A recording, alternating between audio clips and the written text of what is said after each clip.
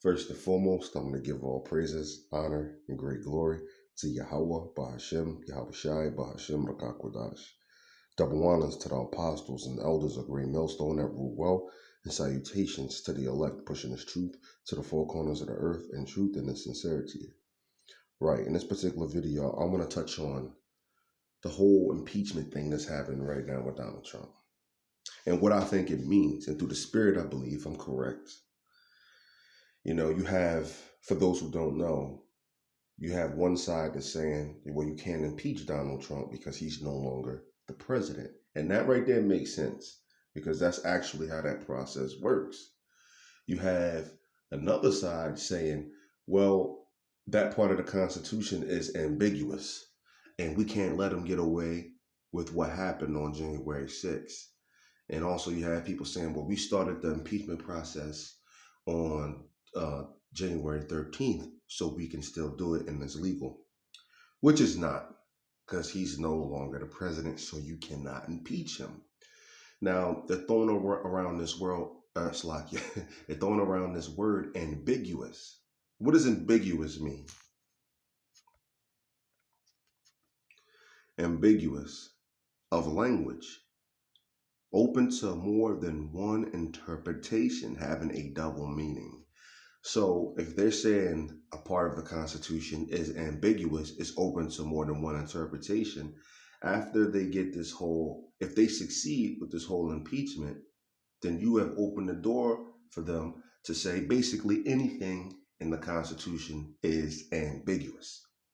No more freedom of speech because it's ambiguous, because you do have freedom of speech, but you can't yell fire in a crowded movie theater. You can't speak hate speech. You know, it's all going to go to that, you know, or you can't go out there and speak hate speech and think somebody's going to move into an act of violence.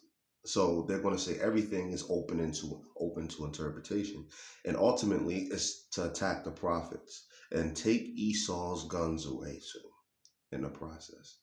They want to take Esau's guns away. They want that to be ambiguous. Oh, it was a mass shooting over here, so we got to take away all assault-style rifles. And before you know it, they're going to want to take away all guns. You know what I'm saying? Because guess what? You allowed them to do this whole thing with Donald Trump. You know, they want to get the population to hate this guy so bad. You know, us, Hebrew Israelites, we don't care. We sitting here wanting things to get worse and worse and worse. Because the worse it get, the closer we get to the kingdom here. But they got the whole population wanting to hate Donald Trump so that they can pull off this whole impeachment thing and saying that the Constitution is ambiguous, it's open for interpretation. So that they can do whatever they want. It's one thing to just outright suspend the Constitution and everybody sees you now. Like, they see your hand, they see your plan. Even the people that you didn't, even the people that you did dupe can see your plan now. Then to turn around and say, well, we hate this guy, and then have everybody go, yeah, we hate this guy. And they say, we got to impeach him. Well, he's no longer in office. Well, that's up to interpretation. The Constitution at that part is ambiguous. So if you allow them to get that off, well, what's going to stop them from saying the Second Amendment is ambiguous or the First Amendment is ambiguous? Get that? All right. You're watching Wars, the most banned network in the world. Ambiguity. All the self-anointed experts of the Constitution keep saying that the Constitution is ambiguous enough to impeach a former president for a vague interpretation of the intention of his words. Some of my Republican colleagues have latched on to a fringe legal theory that the Senate does not have the constitutional power to hold a trial because Donald Trump is no longer in office. This argument has been roundly debunked by constitutional scholars from the left, right, and center. If the president is impeached, the unambiguous text of the Constitution commands that the Chief Justice of the United States shall preside.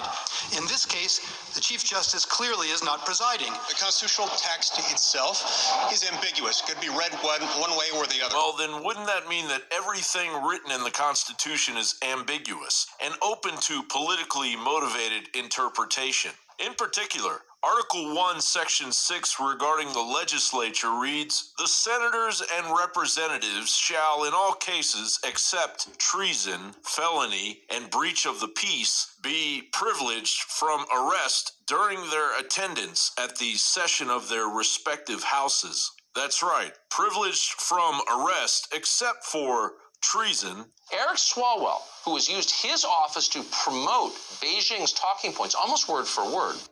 Well, that's pretty much the point. You know, they're using this word ambiguous and basically trying to hint that the whole Constitution is open for interpretation, open for, a new way of thinking about what was written. And, this is just going to lead to the famine of the word, the Civil War, more sedition before the Civil War pops off, race war,